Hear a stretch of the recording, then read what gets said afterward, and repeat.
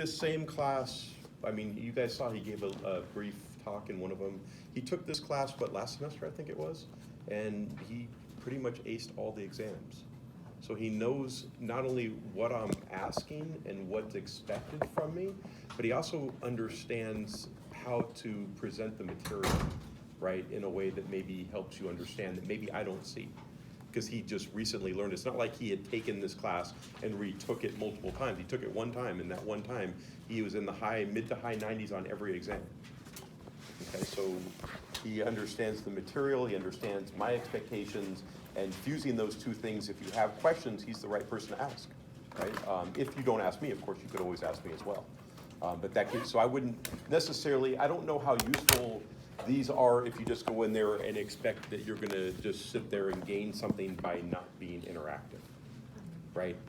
Think about what issues you're having, where your complications are, and then go in there and clarify those things, as opposed to just going in there and saying, oh, I'm just gonna sit here and see what he says. I don't know how much that could be helpful at some level, but it won't be nearly as helpful if you already go in with some ideas that where you're stuck or what kinds of things you're not comfortable with, and then ask those things.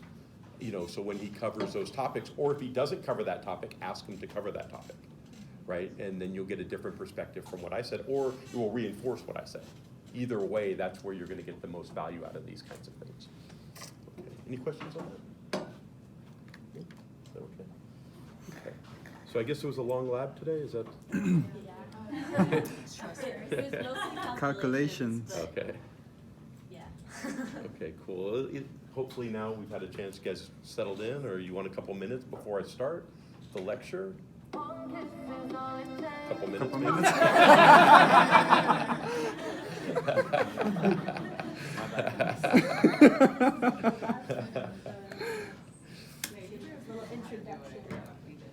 So this, you guys already did a lab with buffers, I'm assuming. Yeah. Actually, probably have done a lot of labs with buffers, just didn't know what they were. You just didn't specify that you were working with buffers. So buffers, maybe I'll just kind of talk a few things. When you're doing research, buffers are really important. You do a lot of things in vivo, which generally means if in a biological sense, you're doing something in the cell body, itself. yeah. But if you do it in vitro, you're pulling things out of the cell because you're trying to isolate those things and see what happens. Does that make sense? So that's what in vitro is.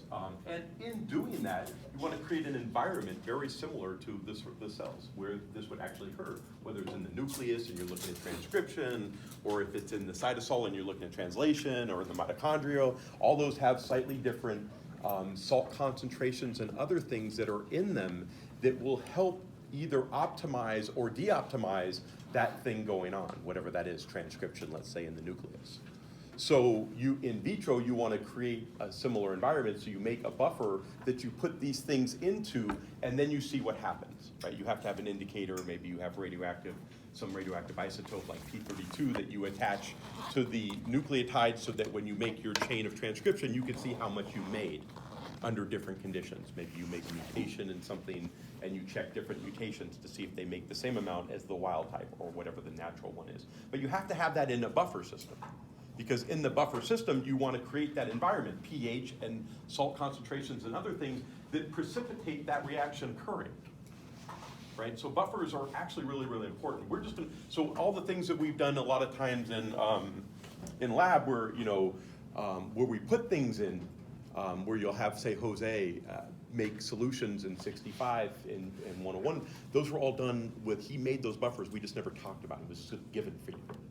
Right? And now you're going to learn maybe how to make them and how they apply and why, at least in the context of pH, of acidity or basicity, which is a big, big thing. So with that being said, I guess that's probably what you guys did in lab. So we're going to talk a little bit about buffers from, I guess we'll say, an intellectual perspective so that you have a sense of what's going on. And then remember, labs are just an application of what you learned in here. So you can correlate the two. So we'll talk a little bit about the common ion effect because this will play a huge role at some point, but we'll just, outside the context of buffer, we'll talk about this, and then you'll see that inside the context of buffers, we'll talk about making buffer solutions, calculating pHs as a result of those solutions when you add something to it, how that changes if you had it in just water or if you have it in a buffer solution. I actually should say this, all the things we've done up to now, and I've emphasized this multiple times, especially in this class, but I think I've probably brought it up, and whoever you had as a faculty most likely brought it up in 101, maybe even 65, is we're putting all these things into water, right? That seems to be the general consensus. You don't always have to put something in water. Then whatever I'm calling an acid when I put it in water may not be an acid in anything else. Does that make sense? That's really, really important. The whole foundation for all the things that you've learned is that the solvent was water, right? And the description I gave you prior to going into this was that if you had different salt things and then you wanted to see whatever you're putting in, I gave you the example of transcription because that's what I did my graduate research on, and you want to see the transcript being made, you put it in certain buffers that have certain salt concentrations in it, right? So it's not just water. And that changes a lot of things. Now as I put my components into it to see what happens, not everything is based on water, even though the things that we're going to talk about in general are based on water. But now that we're making buffer solutions, we're putting something into that buffered solution, not into just water, into other things as well. But we're going to look at how those things function in water to keep that separation. But then if I was now going to have a buffer situation and I'm going to put something into it, now I'm not just putting it into water, even though water still plays a role since it's the solvent in general. But I could also put it in something else, right? I could always use ethanol. I could use something that's non-polar, chloroform or something like that. You know, if I put HCl in chloroform, is that an acid? Clearly it's an acid if I put it in water. Right. Is it in chloroform? No. No.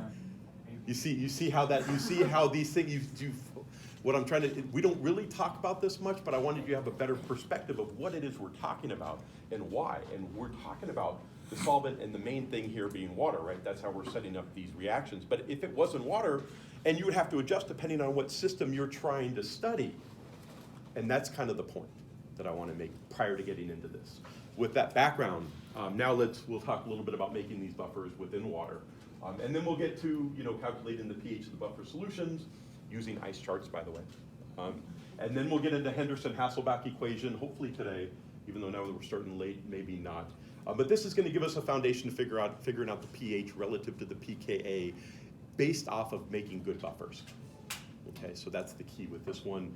And then here we're going to actually then say if we take the buffer and we add an acid or a base to it, how much fluctuation are we going to have in, let's say, the pH based on the Henderson-Hasselbach equation. Okay, so that's kind of the foundation for that. And then we'll get into, what are the optimal ways to make a buffer, right? Because you can't always make it perfect. But if you wanted to make it close so that it works properly, we'll talk about buffer effectiveness. In other words, the amount of buffer, the amount of one thing versus the other, right? So we're going to talk about weak acids and their conjugate bases, or weak bases and their conjugate acids. Those are going to be the buffer systems. So then how close do we get to the concentrations of each one of those? How do we make those? Do we just add each part separately? Or can we initiate that by putting a strong acid or base in to make the other half? And if so, then how much? Okay, see that? Does this sound familiar from? Okay, that's good. Okay, good. So this makes my job easier. That's why it took forever. And then also, what's the range to make something effective? In terms of if it's too dilute and I put too much strong acid or strong base in there, then I use up all the buffer. Then it's not going to be a buffer anymore if I still have some strong acid or base, because now it's going to change the pH of the system. So the amount of it matters versus how much I'm going to put into it, something into it. Also the range, right? What's the proper range? That's where we're talking a little bit about this. And then we'll just talk about making them, which it sounds like you guys may have, but now you'll have a better understanding of what you're doing and why. Is that okay? This is, so remember, and don't forget, first of all, this chapter, I break it up into 3 parts. So this is part A, and we're going to get into B and C. This is also not on the exam for Tuesday. I want to make that clear too. But it will be on the next exam, so it's just as relevant. Take good notes, but at the same time, don't prepare on the weekend using this. Go ahead. Is this going to be an exam on its own, or is it combined with the question? Whatever the syllabus says, I don't recall. So if it says chapter 17 is it chapter 17? This is chapter 17, right? Yeah. So then it will say exam 3, and it will say next to it chapter 17 or chapter 17 and 18 or whatever. I would assume it's by itself because, like I said, I break it up into 3 parts, so it's probably pretty long. This one is gonna go, I think this one was probably like 70 plus slides, somewhere in there. It's I don't 17 remember B alone. and C. What is it? 17 alone. Okay, so 17, okay, 17 alone, you were looking at, so yeah, so yeah, this will be the only thing on chapter 3, on test 3. Okay, so let's just start and kind of introduce a little bit common ion effect, you know, what's going on here. So if I have two things, if I have something in water, in a solution, and I put something else in, and I end up with, in the product area, two things that are the same, that's what I'm looking at. So we were a little bit exposed to that, I think, when we looked at a strong acid and a weak acid, right? I think that was, what, in the last chapter, probably in the first third of that chapter, where we looked at something where we put in a strong acid and then we put in a weak acid, something like this. So this is acetic acid and HCl. So this goes all the way. So I have a whole bunch of these from this because it's strong. But then I put this in here and I have some of this as well. So this is the common ion right there. So when I say the common ion effect, first I'm just defining what the common ion is. And it doesn't always have to be the acid part. It could also, I could have had something different here with the Cl and another Cl here. Whatever the common ion is. Oh, okay. Okay, it does not have, it could be anything, whatever's the same. And then how does one have an effect on the other, is essentially what we're looking at. Okay, so in this case, if I were to ask what the pH is, up to now, what would you tell me? Of something like this. Not a specific pH, but let's just put a range. Which one am I going to look at to determine that? Right, am I going to care about this one at all? No. No. But at least based on what we've done up to now. But if I did, this is going to contribute a little bit, right? Mm-hmm. Will it contribute the same if I had this alone, or would it contribute more or less to this in terms of its own contribution, isolated? Isolated, it would contribute more. So if I put this into this solution, Then it will contribute to this, but will it contribute the same way it would contribute if I had it on its own? No. That's a difference. Why? because it's just the equilibrium, because there's more. Le Chatelier's principle. Absolutely. Right? Le Chatelier's principle. I have this already here. I put this in. I make this, or let's say I make this, and then I put this in. What does this do? It shifts it this way, so you're going to have less of this common ion effect. Does that make sense? And that's all. That's pretty much what we're looking at. So then the key here then is how do you calculate these things and stuff like that? I'm not sure. Let's see I what think it goes straight into calculation. Oh, here we go. So here's what that is, and so we're shifting this one this way, but we're not shifting this anything, right? Because it's one way. Right, because it's strong. This is what you're creating a lot. Okay, so as a result of these two things being in there together, the overall, and what I started with in this case, the overall pH, is that going to change much because of this? Not too much. It could change a little bit, but not too much. What will change here?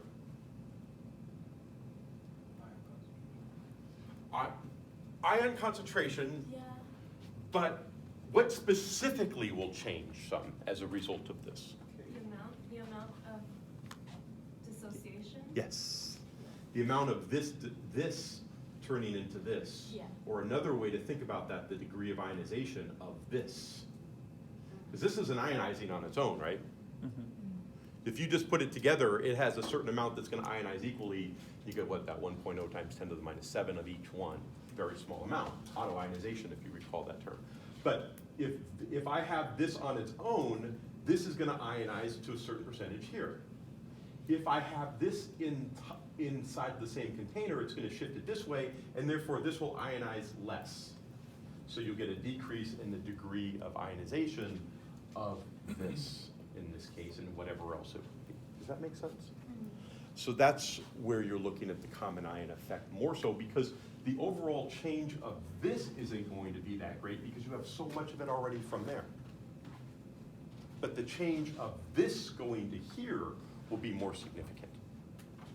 1, 2, up to 6, 7% potentially, whereas the overall hydronium concentration, if you have, if you have something like 5 molar of this and then you add in, let's say I get all of this out, 0.0005 molar, Does that really matter? It's insignificant. But this is everything related to this, and let's say this associates 5%, and now I put this in, now it only dissociates 2.5%.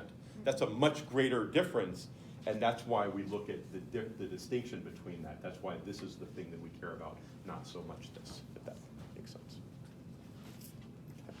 Okay, so let's take a look at this. We'll do an example just to see it before we get into actually looking more specifically at buffers, but we do this to start because this is what we're gonna be looking at with buffers, right? You're gonna have a common ion, so that's why we're just going over this first. Okay, so we're looking at the degree of ionization of benzoic acid, and here's the formula for it. In a 0.15 molar solution in which I add HCl to it to make it 0.010 molar. Okay? So the degree of ionization to that of the 0.15 molar benzoic acid with no HCl added, I want to compare as opposed to when I do add it. So the first thing I'm going to do is I'm going to just look at the degree of ionization of the benzoic acid. So ionization meaning I put this into water, I get the C7H5O2 minus plus the H3O plus. What do I get in terms of degree ionization? I look at this, the amount of the C7H5O2 minus, concentration divided by this times 100, that gives me my degree of ionization. Okay. Then I'm going to look at it when I add in the HCl to it. Right, because the HCl is going to give me a common ion effect. Where is that HCl going to give me that common ion effect? The hydronium ion, absolutely. And that will then shift how much of the C7H5O2 minus that I end up with. And after we get the calculation from ICE on that, then I'll look at the degree of ionization of this thing with the HCl in it, and then we'll see that difference. Does that make sense? So that's the strategy here and what we're looking at. And I'm given the Ka of benzoic acid, which is this. And so here's the first thing, know your equations. This plus this gives me this. So I'm looking at the degree of ionization of this relative to this. So I put the concentration of that over that. And then when I add in the HCl second, then I'll increase this, which will shift this, and that will reduce the amount I make there, and we'll see the difference. That's all I'm saying. And that's when I put this in. So first we'll do this one, then we'll do it with this.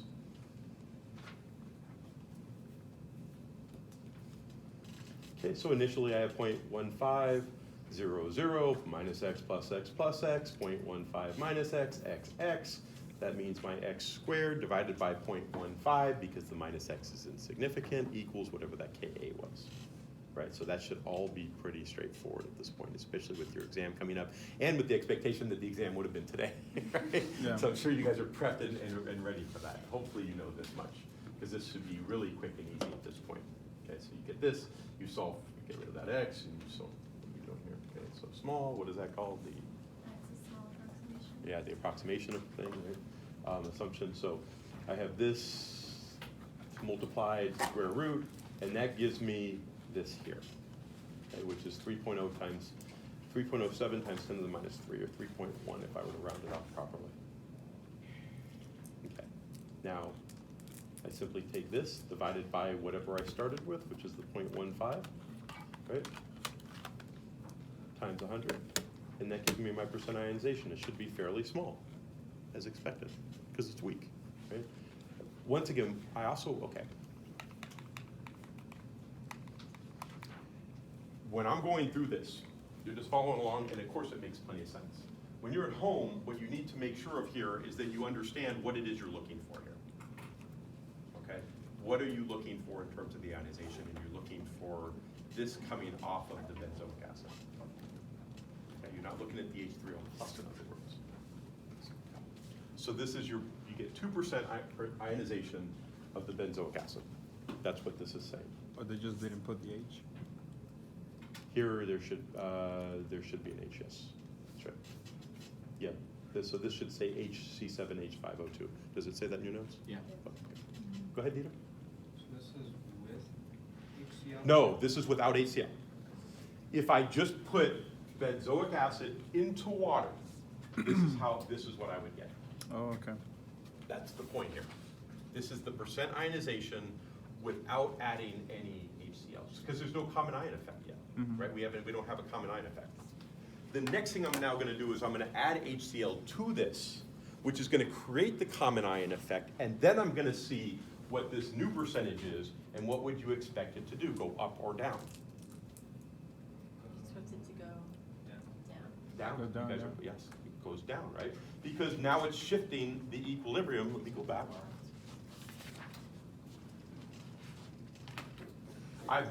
All I did was this top, but now I put this in, that increases this, which increases this, based on Le Chatelier's principle, it shifts it this way, which means I have less ionization, which is exactly now what we're gonna see, and that was the whole point of the common ion effect. And of course, the common ion effect is exactly what's gonna happen when you have a buffer situation and you put in an acid or a base. That's how it's gonna shift. That's why we're looking at the common ion effect first. Just kind of gauging the difference in the, how it actually has that effect. You could hear Le Chatelier's principle, but now we're gonna see it quantitatively with numbers. So the 0.10 molar, we're just comparing it, right? It's not like it's used in the. 0.10 molar for the. HCl? With this, yeah, with the HCl, is that what we're Well, comparing where it to? would we put it? Oh, no, that's what we're comparing it to, right? It went Yeah, from oh, yeah, 10 yeah, to yeah, 10. yeah, Okay, yeah. cool. Yeah, so we're comparing, this is without that HCl. Okay, cool. Now, if I look here, I'm basically gonna do the same thing here, but what am I gonna add now? 0.10 where? Right there.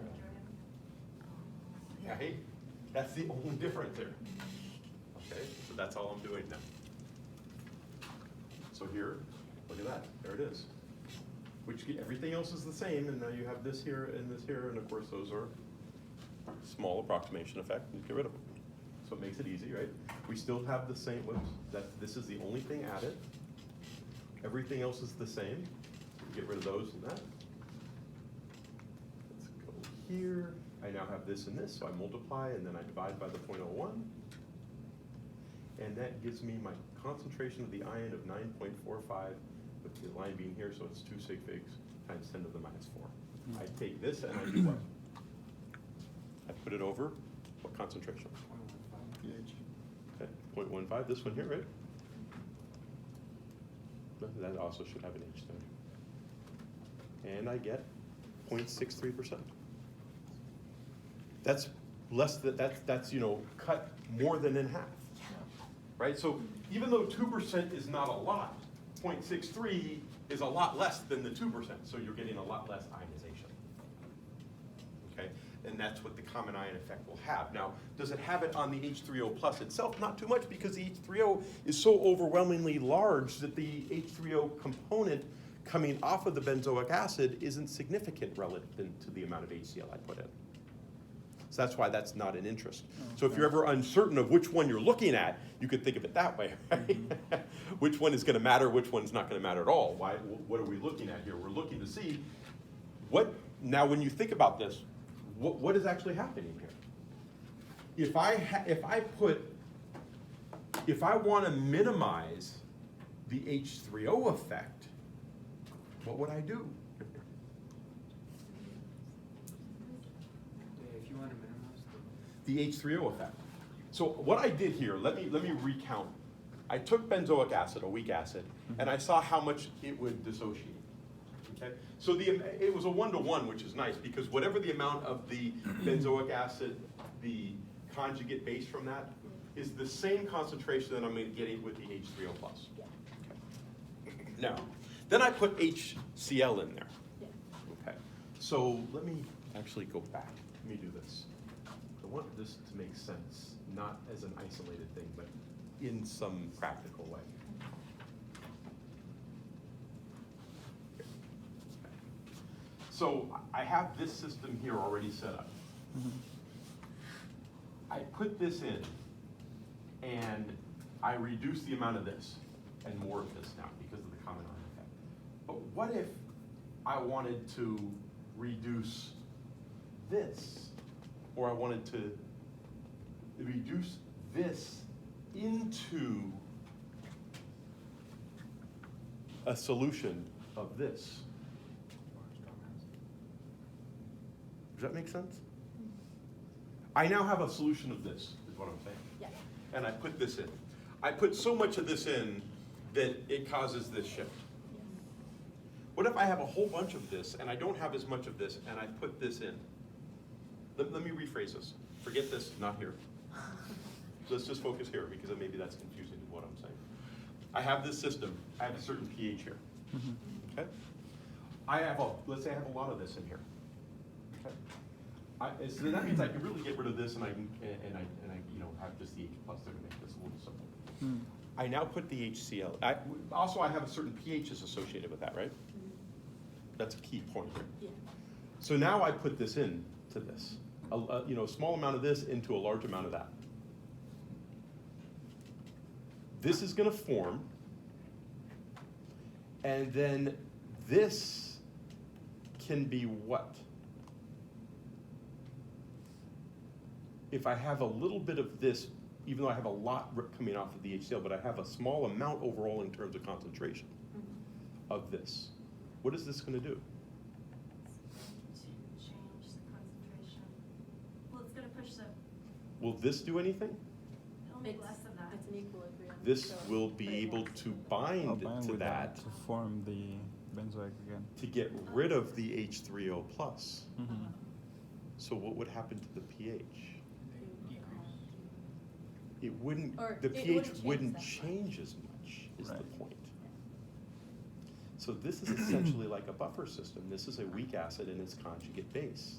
And if I have a weak acid and its conjugate base, I could neutralize if I put a base or an acid because this thing will bind the base, that will bind the acid, shifting it this way, and a base would bind this, shifting it that way. Either way, the overall Having a pH lot of won't the go other up or down as much because they're being neutralized, hence a buffer system. Okay, so we'll talk a little bit more about this, but I wanted to put this in context to why we talked about this prior to actually talking about buffers. But that's essentially the system of what we're gonna start looking at as defined as buffers. That's gonna reduce the amount of, On that slide, the one right previously. Oh, okay. It has it on the lecture, but it doesn't have it written on the. oh, is that what I just said, you mean? No, the bottom, the lowest column of the H3O, after you add the HCl. Ice table.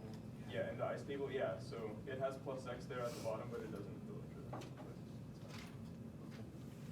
You mean, so when I go here, let's say, it's gone. It You did, just it get did rid the of it. calculation, right, it just didn't display. Oh, they just didn't show it, okay, good. Plus X. Yeah, you guys, this is just a nice chart, so yeah, if it's not there, make sure you would put it there, but it doesn't necessarily need to be there, right? Yeah. You're gonna cut it out. Cancel That's- too. it's not significant enough to keep on. Okay, so I get my percent ionization 0.63, whoops, compared to 2.0. It's negligible. So you do have a reduction in the degree of ionization of the other thing that's happening, or in this case, the benzoic acid and its conjugate base. Okay, another example, calculate the pH. So that one we just looked at the percent ionization. Another type of question with this is calculate the pH. So I have the pH of a 0.1 molar solution of hydrofluoric acid, which is sufficient, with sufficient NaF that's added to make the concentration of NaF 0.2 molar. And the Ka of HF is 6.8. Okay, actually, this is kind of what I was trying to tell you guys on Tuesday at the end of lecture. Remember? Yeah. This is in a way what I was saying right here, which was that understand that you have hydrofluoric acid and you have sodium fluoride here, but the Ka is of course of the hydrofluoric acid, Yeah. right? If I make the equation for this, maybe I should do, you don't have the answers, No. right? Okay, good. The This is answer what I is want you to know. What's the first thing you do here when you see this part? Equation. Write the Yeah. equation, yes, thank you. What equation do I write here? The HF plus H2O, and then gives you the NaF. I mean the F, yeah. Even though it says sodium fluoride, do I need the sodium here? No. If I did, then what would that mean? What kinds of stuff am I doing? It makes it more flustered, right? Where'd the sodium come from here, blah, blah, blah. But since it's not really part of what I'm looking at here, it doesn't matter. But essentially, I could have something that just, I have NaF, I put it with water, actually would probably rather not do that, right? Let's just do this. I get a single arrow, because what is NaF? Is that an ionic compound? Yeah. And I get Na plus plus F minus. Right. What is that? That's my common ion. Common ion. Right? So this is the one that matters here when I'm doing the equilibrium, but this is where the sodium comes from, so that's why when you add it here, it looks awkward. Right? Everybody see that? And then the Ka is based on this, because this is, in this case, the acid is on the left side, the reactant going this way, hence the Ka of the HF. Not of the sodium fluoride, obviously. Okay. So I just want to be able to, I want you guys to be able to take this and do something like this with it before you move on. Once you've established that, now you see what's happening in the problem. Now we could read through the, read the rest with whatever. I have the Ka here. I have this concentration of this. I have this concentration of that, and I'm looking for the pH. Mm-hmm. So therefore, I'm going to probably use something like this here. I'm going to try to figure out through the Ka what the concentration of this is, and with the concentration of that, I could then do what? Get the pH. Right? Negative log of that. Okay, so let's take a look. Here's this. And that. I did it differently, but same thing. I wanted you to be able to establish this here. This is important. You don't really need this. You just need to understand. You don't need to write this part out, because this isn't really factoring into the ice chart, right? This is. But this just tells you where the sodium is coming from, which is why you don't need it here, so it doesn't look confusing, because you're not going to add an extra sodium over here. Everybody see that? Okay, so that's what I want to make sure. Okay, good. They do exactly what I did. Okay, good. Okay. I'm glad I didn't know they showed that. Okay, so now I can make my ice chart based on this one, obviously, and I have my point. So what did I do here? My common ion now, because of this reaction up top, that's where this amount comes from. So that's why you don't necessarily have to write this out. This is not up here in the equation, but you also need to know which one you do need to write out to get your ice chart, right? And then this will just set you to where this amount is coming from. But it's not in the actual, you don't need the equation to see the ice chart, if that makes sense. Okay, so then I do my simple things here, blah, blah, blah. This is 0.1, The 0.2 minus x plus x plus x, 0.1 minus x, blah, blah, and this is just the Ka, right? That's just the HF divided by the H3O plus and the F minus divided by the HF concentrations. And I think the K is given, is that right? Yes. Of the HF. The 0.2, you got it from the NaF, which is the, 0.2. then you put it on the F side. It's because of that second equation? That's this one. Okay. Sodium Mhm. fluoride breaks up as an ionic compound in water. Let me do this. Would this help? Mm-hmm. I put it in water. It separates into an ionic compound. That means I have this. I then put this into that, or I put this into this system here, Right. and that gives me my fluorine amount in the same system. That's my common. This is here. And then this is given, right, at Right. 0.1. Mm-hmm. And then I just do my ice chart, and my Ka is equal to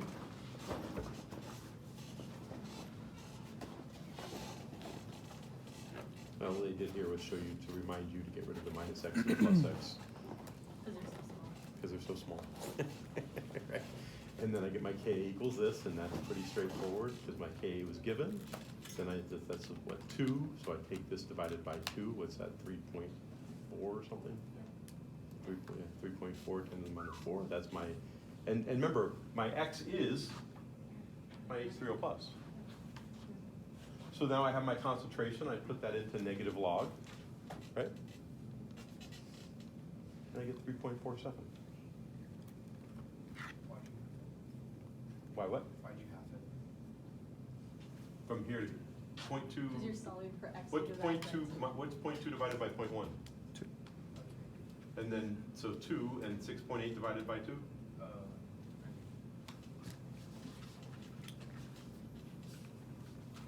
And that's my pH.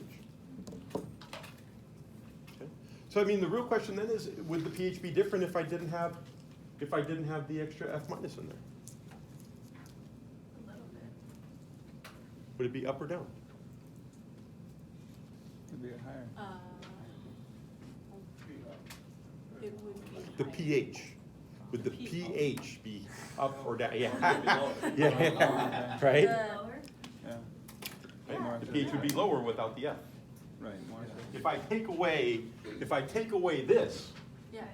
which remember, putting this in shifts it this way, right? Right. Which reduces this, which therefore makes the pH a little higher. Mm-hmm. So if I take this away, I make this is more? now higher, the pH would be a little bit lower. Can I see the ice chart again? Oh, yeah. Thinking the reverse. The only difference is that you have this common ion, and if you have the common ion, that's gonna shift this, so you have to include that number there. That's it. That's the only difference. If I put in, Oh. sodium chloride here, would that change this ice chart? No. Does that help in that, when I introduce it that way?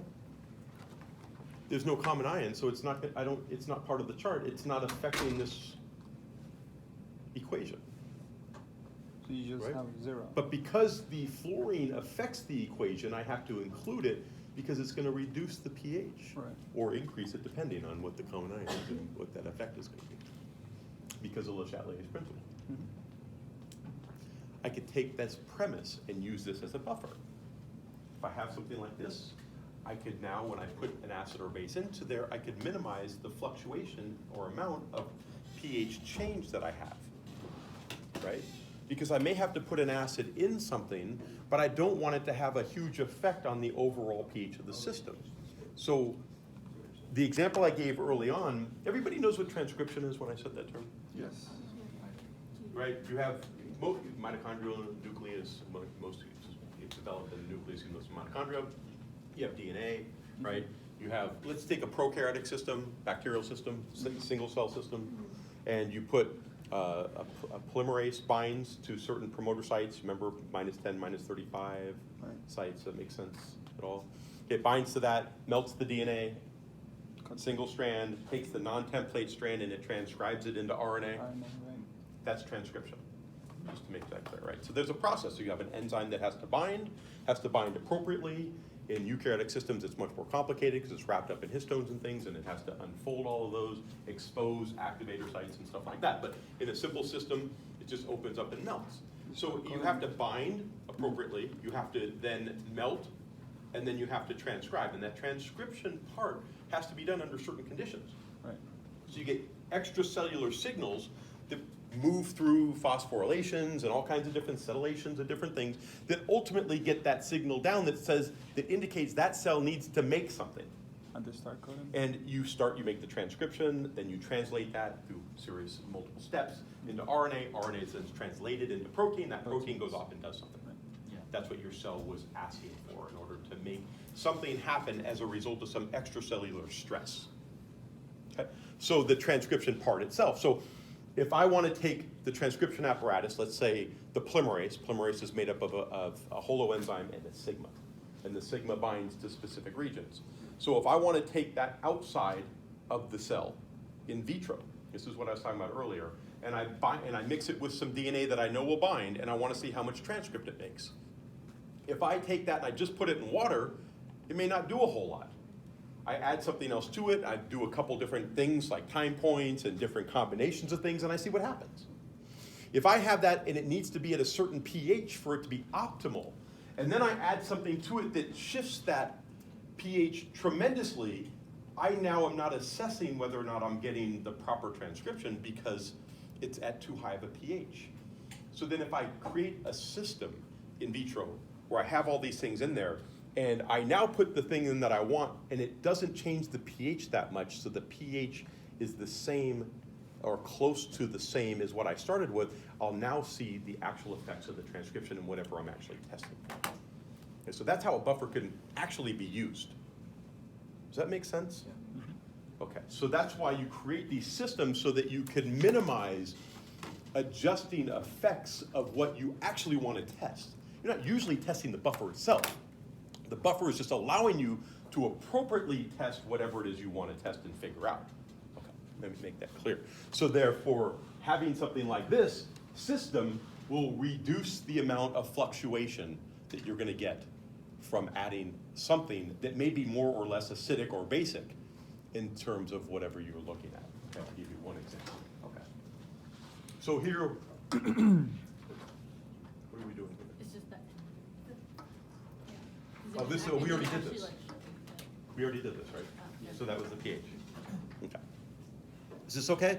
Everybody get the concept here, what we're doing, why we looked at a common ion effect first. Basically, I'm just setting you up to explain what a buffer is, right? Okay, but this is also how you solve for it quantitatively. Okay. Okay, so now we're going to look at it from less of a quantitative perspective. We're just going to look at kind of the basics of what's happening. Okay, so I just said it resists changes. So I have pure water, pH 7, and I have this buffered solution that's a pH 9.43. This is the example. Okay. I'm going to add 0.01 moles of HCl into this. And what's going to happen? The pH is going to go from 7 to 2. That's a big difference, right? Because there's nothing inhibiting the H3O plus or the hydronium ion from forming. It's going to form all of it, right? This is a strong acid. So that's a change in pH of 5. What if in that scenario I gave you with transcription, if when I pull out the polymerase out of the cells, right, I make it, right, I go through some process where I put it on a plasmid, I have something that I can trigger to make a bunch of it, usually like IPTG on a particular promoter, and then I put it into cells, this plasmid's in cells. I'm sorry to bother you. That's Do you okay. have any help But- today? Was that told me you might need my help? Right after lecture, I'll come. What time are you leaving? 1. 1? Okay. So I now have, I have my plasmid in cells. It usually has an AMP-resistant marker on it, so I put it in some bacteria. I grow this bacteria, which grows a whole bunch. Only the things that will grow will have this plasmid on it, right? Does this make sense? And that I have ampicillin in it, so anything that doesn't have the plasmid will die. So I'll only produce bacteria with my plasmid. I'll add IPTG. It will make a whole bunch of the protein. I'll run it on a protein gel. I'll cut that out, and then I'll purify it, and then I'll restore it to its native conditions so that it can function. But when I did all that process, it comes out with other things. So it's gonna have something that maybe if I put it in water, it has some acid associated with it and it causes this change. And in conditions like this, I now mix it with DNA and some radioactive P32 nucleotides so that when I make my transcript, I could see it. That's how I recognize if it's functioning. But maybe I make none. And then I just say, oh, it's just a bad protein. And then I do it 18 more times, and I spend 2 years off of some grant money that I got from NIH, and I just keep doing the same thing because what I make some changes here and nothing happens. If I understood buffer situations and I looked and saw that the pH was too low, and then I'd say I look at the cell and I say the cell is, pH is more like 4.9, let's say. Well, I'm saying, well, yeah, under certain conditions, the way the protein's structured, it's now denatured in a way under low pH conditions that it's not functional. So I just wasted, however many hundreds of thousands of dollars doing research for 2 years because I didn't understand the pH conditions or how to adjust things.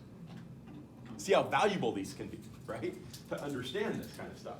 So then if I just put it in a buffer solution that doesn't allow that big change when I put that in, I now all of a sudden say, oh, look, I'm getting transcript. Now I can actually test for what it is I'm trying to test for.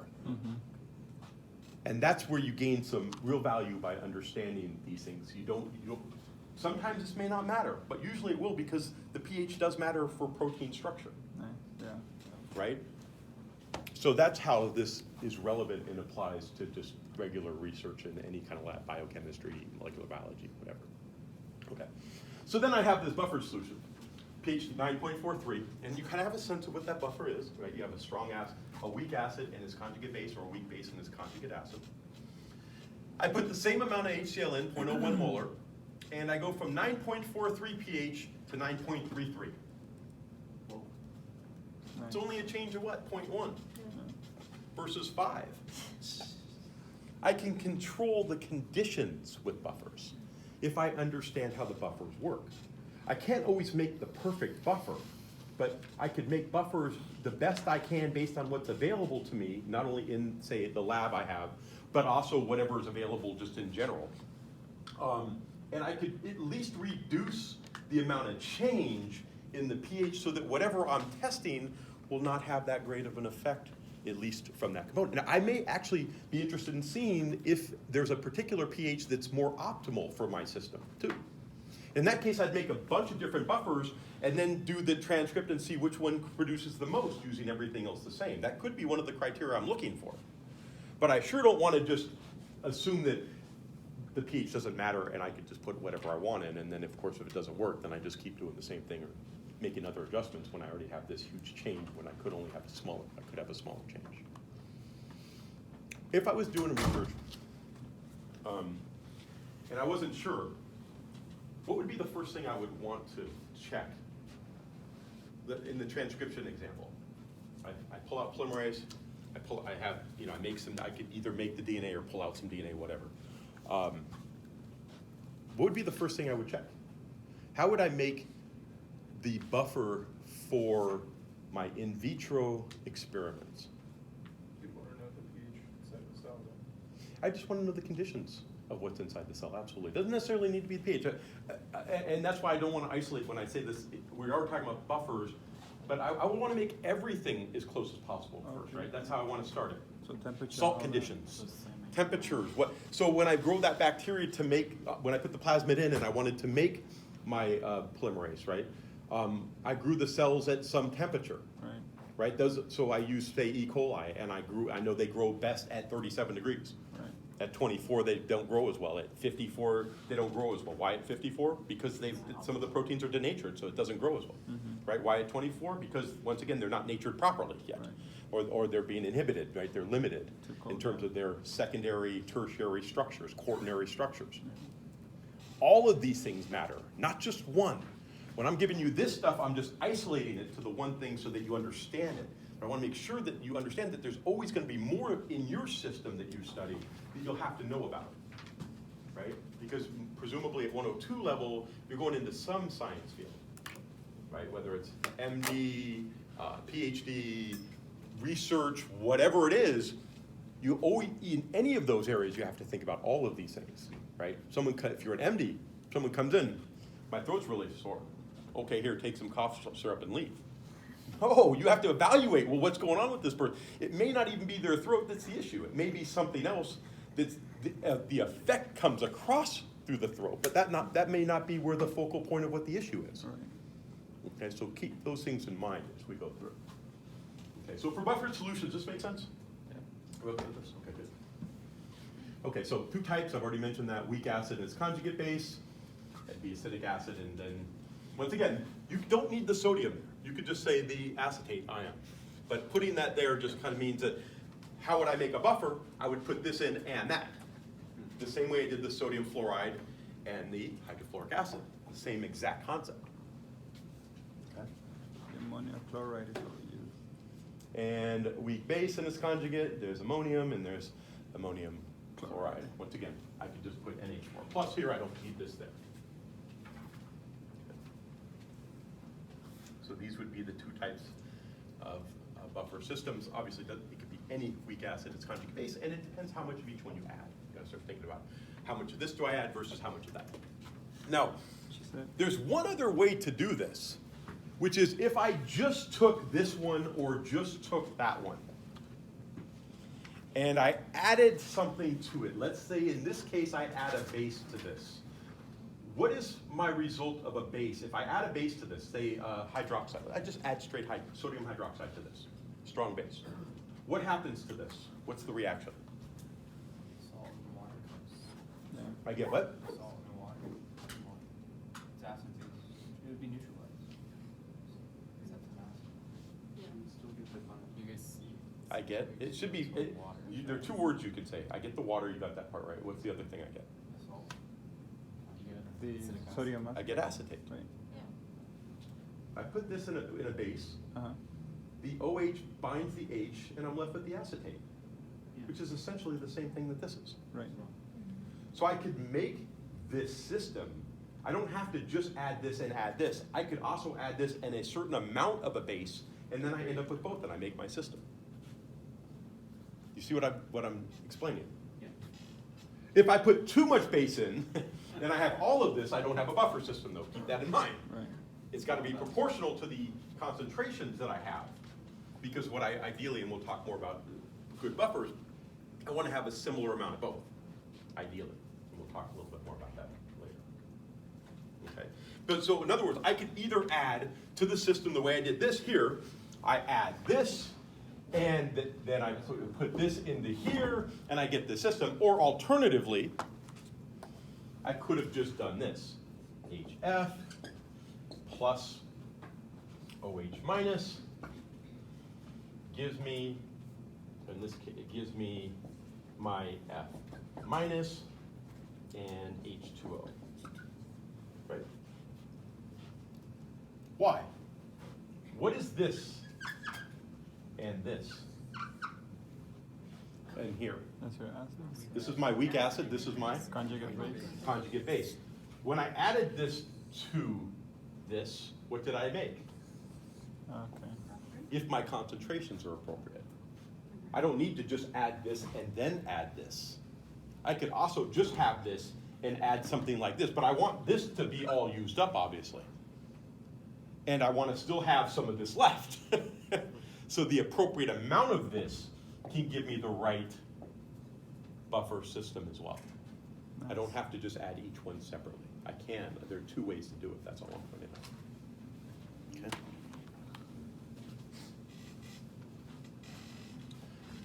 So let's just take a look at buffer system one. Here I have a weak acid and its conjugate base.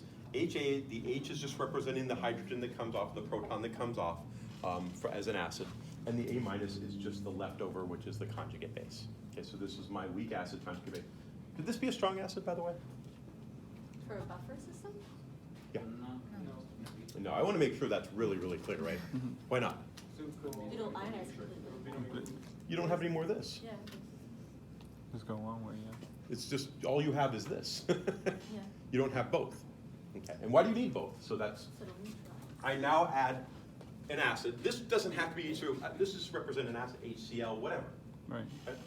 And I now say the H3O. If I put this into a system that has both of these, will this react with this or will it react with this? That's the first thing. Okay. With the acid. Well, this is not, this and this aren't gonna really do a whole lot.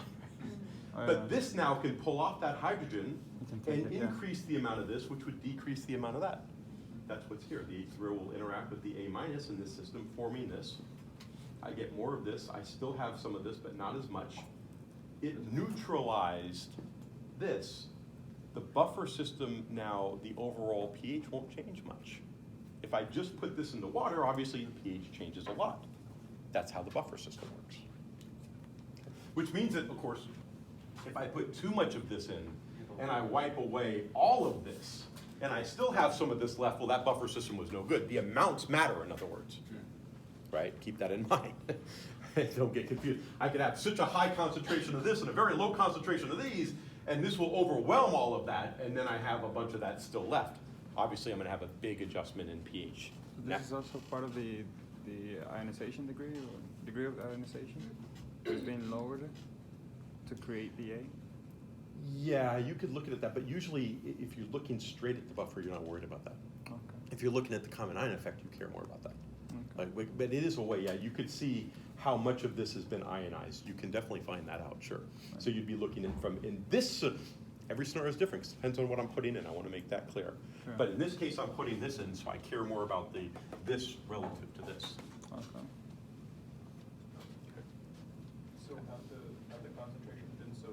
strong that it got rid of all of the ion, it would be a straight arrow, right? No longer in equilibrium.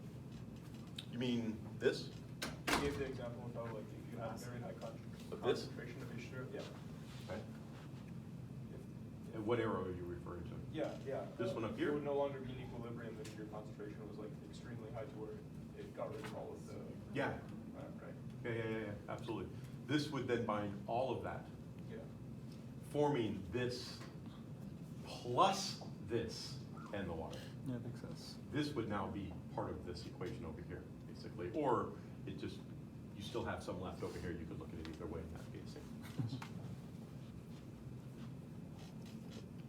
Okay, so this is, here the H3O is all used up.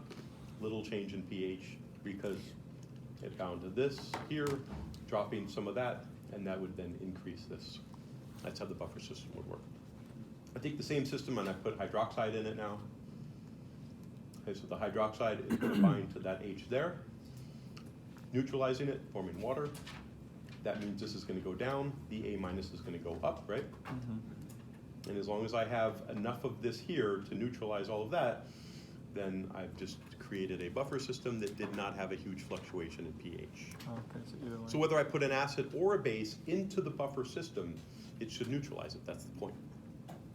So I could have a weak acid and its conjugate base, a weak base and its conjugate acid will both act as buffer systems that could accommodate neutralizing either acid or base.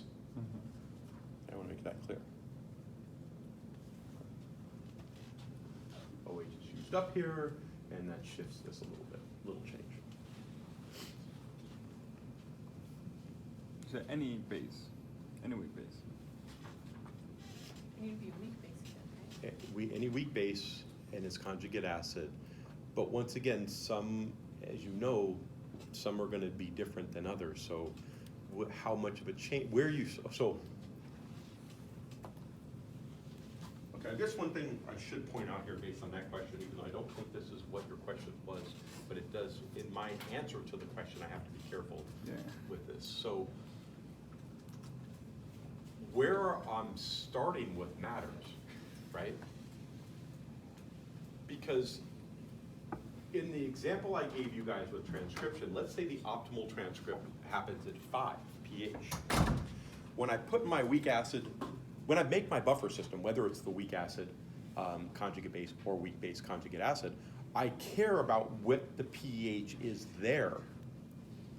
Because I'm gonna put an acid or base in and I only want a small fluctuation, but I want that small fluctuation to still be within the range that I want it in. Mm-hmm. Does that make sense? You see why I didn't want to answer that right away, because what your question was essentially what base or you know, what does it matter what strong acid or strong? No, you could create a buffer system out of any weak acid or weak base and its conjugate. Okay. But where you design it is going to be based on what it is you're looking for, and therefore where the pH you want it to end up at. So you got to pick where you are with what kind of buffer system will give you that pH. And then when you add what you're adding, you get a small shift in or fluctuation in that pH And you have it in the range you want it to function in. Right. Okay, so is that that's more clear on how I want to make sure that it's stated that way. Oh, Peter. Would Le Chatelier's principle play like a big role in like pH changes or anything like that? No. No. Well, we saw that before. It will have a big difference in terms of how much, whatever your common ion is. The other thing, how much more of that will shift one way or another. So the common ion itself, you already have a lot of obviously. But the other thing will shift a little bit. And it depends. Depends what you determine as large. And what's large or small depends on what it is you're looking for. Right? I think sometimes what I try to do is make sure it's clear that every system's different, right? In science, if you look at, you're going to study something. Presumably what your study is not going to be something known. That's the whole point, right? So you're going to look at some example of a system that's similar as your starting point, but it does not mean everything's going to be the same. So the fluctuation that you're gonna get will depend on the system and whatever it is you're looking for and its own uniqueness. Okay, so this is just gonna give you the foundation of what you have to look for, but whether or not you're not gonna just reproduce most likely one thing to another, and it's gonna be exactly the same, almost like business, right? You say all the time, I wanna replicate that business. What did they do? And then you see what they did, and then you try to replicate it and it doesn't work. Never works, because there are always different things associated that you have to account for everything, not just one thing at a time. So, you know, the amounts will matter. Are you looking at something that's only a 1 difference or a 10 difference or a 1,000-fold difference? All of that will make a difference. So it will be, you know, whether or not it's not just a simple answer for that. In this case, it will only be a small change, the ones that we're demonstrating here.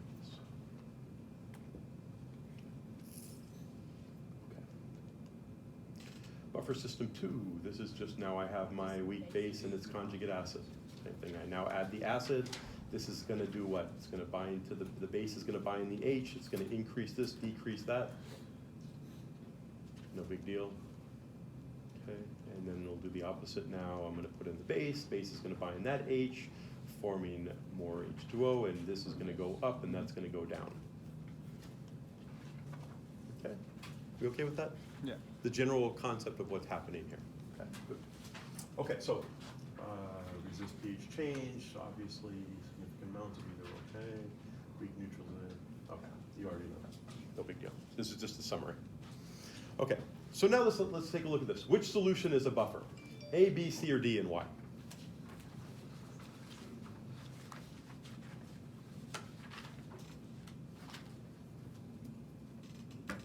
So I heard B. I heard B. There's only one answer here. I know. Which is good though, because you've narrowed it down to a 50% chance, right? As opposed to a 25% chance to get it right on a multiple choice.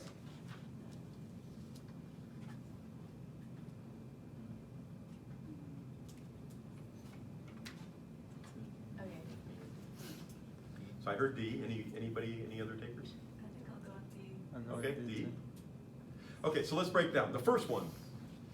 Well, I have this here. Yes. What is that called? What's the NO called? Nitrite, right? NO3 is nitrate. I take away an oxygen, I go for the A changes to I. Remember nomenclature 101, so that's just nitrite. That's just nitrite. So that's nitrite or nitrite acid as opposed to nitric acid. Okay. So that'd be nitrous acid, right? Remember the ic and the us, the A and the I, just to recall. So this is nitrous acid, and this is HCl. Does that make any sense? No. Is this a weak or strong acid? Let's start with that. Weak. Weak, but is this its conjugate base? No, it's also. No. Not a buffer system, doesn't matter. Okay. And we could assess this as well, right? Same thing. Yeah. Yeah. This is also a weak acid, but this is not its conjugate base. Yeah. What is this? Strong acid. That's nitric acid, it's a strong acid. Right. That didn't work. Won't work automatically. You see where the trick comes in, and this is your 50-50 chance, right? Yeah. Then you come over here and you say, okay, that's a weak acid, that's its conjugate base, this is the only thing that could possibly be in this case, the buffer. Okay, everybody see that? That's important. What am I illustrating there is that you can't do it with a strong acid, it has to be a weak acid. You see how easy this seems when I walk you through it, but if I just put this on an exam, it's gonna be 50-50. Actually, the interesting thing is if I flip B and D, majority of you get it right, You see it because you see it first. Yeah. Oh, I was like, why?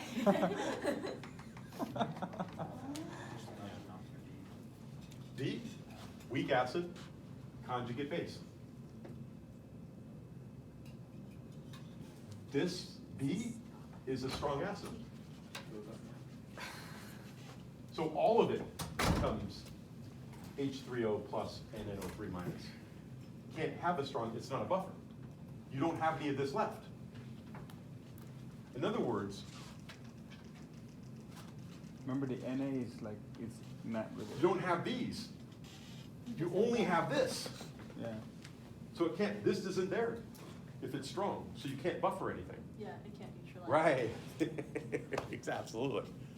Is that okay, Dieter, when you see it that way? When I correlate it to the picture? Yeah. But the Na is like, it's not there, so then the conjugate base or acid would be of the same. Just put that down. What's that? So this is like the Na, like to actually know that, okay, it's not the Cl because Cl is not a conjugate acid or base of that. You mean this kind of thing? Right. So I came in with NaO2, or I either came in with NaO2 and HNO2. Mhm. I gave you both 0.1 molar, or I started, let's say, with 0.2 molar of this, and what else could I have done? 0.2, then you got the Add 0.1 molar of the NaOH. Mhm. Oh yeah. Ah, It's only for monochloride. right? Yeah. Yeah. That's why I introduced that. But even though I introduced the concept and it makes sense, when you actually apply it, it's all new. Right. That's why I introduce it. Now I can apply it. Now it will make more sense. Yeah. Now you can see the two ways you can make it, right? Nice. Good. Okay. Okay. So, and does this correlate, by the way, with what you guys are doing? Yeah. Okay, good. Yeah, This no, is good. like Hopefully that will a help lot. make sense. Okay. Okay. Good. Good. Okay. Okay, good. So then we can do some pH buffer solutions can be calculated using the common ion idea. What else is here? Why would they put that on the screen? That's ridiculous. That's I guess they expect people to read off these. All right, so here we go. Yeah, I don't want that there. I have a buffer solution is prepared. A buffer solution is prepared to be. We're going to prepare a buffer solution using 0.10 molar acetic acid and 0.2 molar sodium acetate. So in this case, I'm just adding one of each. I'm not changing this into both by adding a base here. So I have this and I have this. What is the pH of this buffer system? And I give you the K of the acetic acid. What do? I make this, right? This is my acetic acid. This becomes what? My acetate. What is this called? A weak? What is this from relative to that? Conjugate. Conjugate. Yeah. Right? So I make that same chart. I'm just exchanging this weak acid and its conjugate base for this weak acid and its conjugate base. How do I, common ion effect, right? So this is going to have the common ion here. So I put this in my chart under this part. I put this in my chart under this part. It's no big deal. That's why we did the common ion effect thing first, right? So you still include water in a buffer system? Water is part of the buffer system Okay. because these things won't happen without the water. Right. Okay. What would I put in parentheses here? AQ. AQ. Aqueous. Aqueous. Yeah, What if that was a solid? Then it wouldn't, yeah. Right. Does that help? Yeah. That's huge. That's in the acid-base systems, we're talking about these things in water. Which is, remember I gave that little talk earlier at Yeah. the beginning about water? Yeah. Yeah. This is exactly why. Yes. Okay, so there's my common ion, even though whatever, you just apply it this way, right? All I did was exchange this and this here and here. But now the difference in the common ion is I put this in the beginning because I have that now, right? And then the minus x plus x, blah, blah, blah. These things are going to cancel. Assume that those are so small, they'll get rid of them. I'm going to get x times 0.2 divided by 0.1. I get that same kind of thing before. And then this was given, I think, right? At 1.7 times 10 to the minus 5. What do I do here? There's my small. I solve for this concentration. Did it ask me for the pH here? What did it ask me for? For the pH. pH. So then I find this, and that is negative log of it, right? So I take the negative log of this. That's this times that divided by this, just to make sure that's clear. No big deal, right? We should divide it by 2. Negative log 5.07. Right, so now everything we learned about the common ion is being applied here, and now you see why. Right? Hopefully I was able to illustrate that early enough so that when we got to here, I can speed it up a little bit. Is that okay? Okay. So what is the key again? If you're on a problem, you're just starting it on the exam, what's the key? Write it out. Knowing this, which thing to write up top so that you could set your ice table. Once you know that, and then you realize this is a common ion problem kind of thing, well then that makes it pretty easy to plug in that extra piece, right, for the conjugate whatever, base or the conjugate acid, depending on if you start with a weak acid or weak base. Okay. Let's do another one. Calculate the pH of a buffer that is 1.0 molar of ammonia and 0.8 molar of ammonium chloride. So this is interesting because, okay, I like this now. I like this a lot, by the way, because it's no harder than the last one. But what it does is you have to think about what you're doing. I just gave an exam on Tuesday, so after your class in the afternoon I have a 101, which gets confusing by the way. What did I tell the 101 and 102? But on the exam, last night I was grading it and I finished this morning. They took it Tuesday, so you guys know how I do that. And there was a problem I couldn't understand why they were all missing. And I went back and I looked again at what that problem was, because I kept seeing it pop up. And if you remember M1V1 equals M2V2, right? Mm-hmm. The question asked, I have this amount of something, concentration, I have this volume. If I want to make this concentration of the same thing, how much water do I need to add? So what did they all do? Or at least 90%. They gave me the final volume. The final volume isn't how much water I added. I started with a certain volume. Yeah, just thinking about what it is I'm doing, which is exactly what I'm pointing out, what I want to point out here, because it's reminded me of that, since I was just doing that last night and this morning. Was like, I'm like, oh my God, they, like 90% of them would have got it right if I asked for the final volume. This didn't read it all or think of it, it's what is it actually asking that's important? That's usually where people get stuck. If you just don't know anything, if somebody got a 13, well, they shouldn't have even taken the exam, obviously. But anybody who got 60 and above, all could have got that question right and should have if they paid attention. And that's kind of the lesson I want to point out here. Because what am I seeing here? I'm now looking at a weak base and its conjugate acid. So it's actually adding HCl. And I'm looking at the KB, but I'm asking for the pH. Yes. Why that now it makes sense why I just brought that example up with what I was covering for 101, right? So what would a lot of people do? Not you guys, but 101s would do if I was giving this, is they would say, oh, that they would just take this as the Ka. Right. So can I get the Ka first? Yes. Yes. But do I want to do that first or not? Probably not. Probably not. Why don't I solve for what? What am I going to make here? This is, now we're going to get a slightly different thing here, right? What am I going to get here now? Now we're making the equation. But NH3 plus. NH3 Plus H2O. plus H2O, OH. NH4 plus Or, OH minus plus NH4. NH4 plus, I know you mean. right? Right. So now when I do this, the KB can apply, and what am I going to solve for first here? Hydroxide. From the hydroxide, then can I solve for? Yeah, absolutely, right? You can figure out the 1.0 times 10 to the minus 14 divided by whatever this concentration is, gives me the hydronium. Or alternatively, can I just get the POH with that and then take 14 minus that? Yeah. Yeah, I can do a variety of things from here, right? Go ahead. Like on an exam, how would you write the NH4Cl? Like in case I wanted to see the common ion effect, Oh, how would you write the? so how would I get the, so you're saying how would I get the chlorine in here, right? Yeah, like yeah. Like, So I'm gonna do, HCl? I could just do up the H2O here to make it simpler. And what am I getting here? I get chloride minus, is what I okay, want. never mind then. And I want to get NH4 Plus. plus here. Yeah. Oh, okay. So I'm going backwards to give you another Yeah, means to I do was it, doing it. okay? Okay. Now I can just do what? NH4Cl. Oh, gotcha. Or I could have just done the NH4Cl and gone forward. And I want to give you a different look at it. Okay. You can think about it either way, whatever you're comfortable with. Okay. And the common ion. But do you even need to know this? No, just realized. But what you do is if you did, you could see the only Yeah. point of this is you could see the common ion, and you could see where the chlorine came from. Mm-hmm. If you wanted to do that, just so you have a better understanding of what's happening. Yeah. Okay, Taylor, so let's go. All right, moving on. Here we go.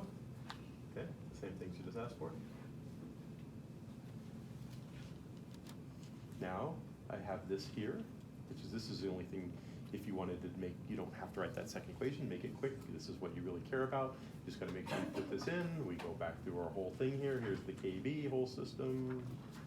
Moving along, X is this, that's my OH, and from here you could divert into two different ways. I could solve for the POH, 14 minus that gives me the pH, or I could take 1.0 times 10 to the minus 14 divided by this to give me my hydronium concentration, and I can take the negative log of that with the pH. Doesn't really matter which one I do. Both will give you the same answer. So they do the POH first. POH gives me this, 14 minus that. One thing I should say on here, so you notice, remember, sig figs, so this is showing that there are two sig figs, so in logarithms that means you go 2 from the decimal over. And if you go with POH or pH and you're taking 14 minus it to solve, whatever you have here, just add the number of zeros so that it matches. Because remember, in subtraction and addition, you just go to the same position as to the right of the closest to the right of the decimal, right, for sig figs. So in this case, the 14 is just a standard 14. Yeah. So whatever you have here, just use that many so that you end up with this number here. Just as a common practice for that, just to make sure that that's clear. Because you're not measuring the 14. So it doesn't really matter where it is. What you did measure to get the right sig figs was this. So the sig fig count from an addition or subtraction should go to that position relative to the decimal. Okay, let's see. Let me just say, okay. Let me first, is this okay? Everybody have a good sense of what's going on here? Yes. Perfect. Okay, good. Before I let you leave, since we're gonna have the weekend, and you're gonna forget about this until a week from today, because you're not gonna study this, I just wanna introduce one major topic that's gonna come up for the rest of this semester, most likely. It's not that hard, I just wanna introduce it. Give me a couple minutes to do that introduction, and then I'll let you go. So this is the Henderson-Hasselbach equation. Okay. So the idea here is that if you're looking at buffer systems, you could figure out the pH in relationship to the pKa and the equilibrium concentrations of the acid, weak acid, and conjugate base, or weak base and conjugate acid. Okay? So it gives you a system to do that. Now, I'll walk you through all of this later. What I do want to do is, we'll go back through all of this. I just want to show you one thing. We did it in lab, yeah. That's why Oh, they they got don't it. show it?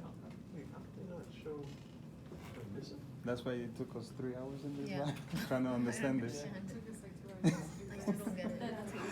So this is the pH equals the pKa plus the log of the base divided by the acid concentrations. The ratio. At equilibrium, the ratio. You could also do the POH. This would be the POH, this would be the pKb, and this would be the? Acid, yeah, acid base. Absolutely, so you could do that. What this is gonna tell you, so okay, when you say you struggled, maybe I could just help out. What did you struggle with on this? Like when you say you saw it and this is what took so long and you struggled, was there something specific that you didn't understand how to use this, or? It was doing, the sample was given for acids, we needed to convert it to basic. The A over the HA is which one's the acid and which one's the base. Yeah, because all the examples were done in acids. So we all one have way, but then we bases. have bases. Yeah. So it was another way. So We it first needed to figure out what the switched system is. Is it the same for acids and bases, or? So you solve for the pH, Mhm. you can solve for the base, for the POH, and then of course the base, right? You just take the inverse log. Or you could solve for the POH. This would be the pKb, and then this would flip. Okay. That's what we did in the. Just flip. And the funny thing is that all the acid people that had a pH of an acidic solution It was easy they because they were followed. exactly. But then the basic one, everybody gathered in her desk trying to figure out what's going on. Figure it out. What's that? She's still having a hard time because we're all getting a pH that's one off of ours. Yeah. We're They're all all getting a one pH higher. that's one off. You should talk to your because she didn't. Who's she? Who is it? Dr. Gajan. Because she was having us do it this way, we just. And this is the way. Yeah, this is the Henderson-Hasselbach. I don't even think the notes will probably show it. I'm just telling you what I know. It's been Okay. in the lab manual, like how they did it is different. They only did it for acid. We're getting, We get different values. everybody's getting like similar milliliters and the grams of the salts that we're using. But then once we actually make in the solution, we're reading the pH, So it's let not me- coming out. Let me do this. Let me just show you real quick. I'll write it. It's just so, and you can write this down, and then you can try this and see if it works for you. Okay. This should work.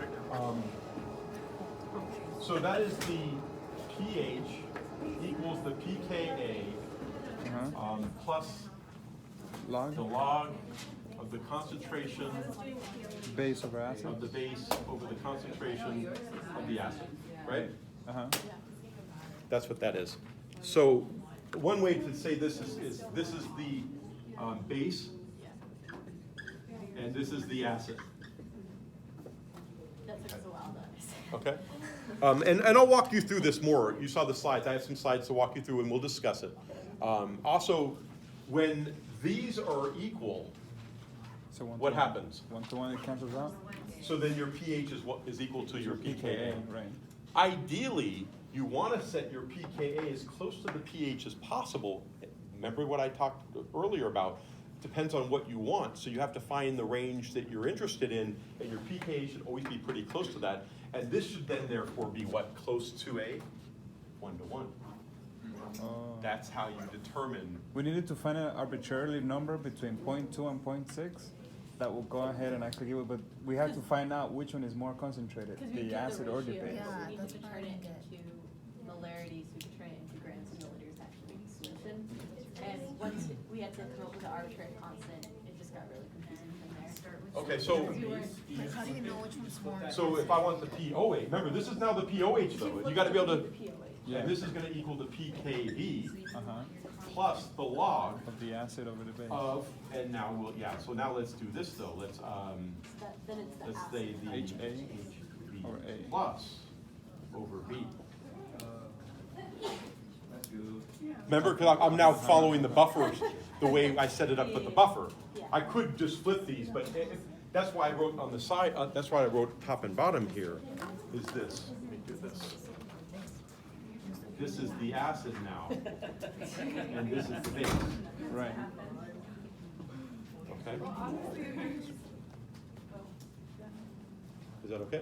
Right. Does that help a little bit? And then you guys can play around with that in your, I haven't seen the lab, so I don't know what it is, but hopefully that will give you some, at least some more tools to solve some of these things in a better perspective. We'll talk more about this in a week from today. On Tuesday, we'll have the exam when we come in, okay? She kept saying, this is too much, 31 milliliters for moles as well.